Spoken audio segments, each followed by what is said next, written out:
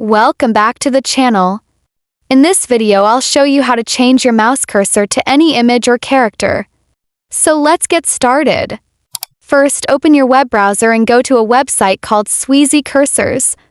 Once you're on the website, you'll see a huge collection of different cursors, everything from gaming icons and cartoon characters to minimal and aesthetic designs. Take a little time to browse around and find one you like. When you've found the perfect one, click on it and tap the download button.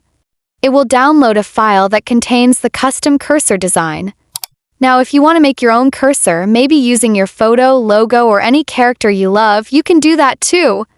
Open a new tab and search Convert JPG to Cursor. You'll find several tools, but one easy and reliable option is Convertio. Click on that link, and once the page opens, upload your image file. It can be in JPG, PNG, or even GIF format. Then choose the option to convert it to CUR, which is the file type for Windows cursors. For conversion, just download the CUR file. Now you can set this as your custom mouse cursor in your computer settings. And that's it.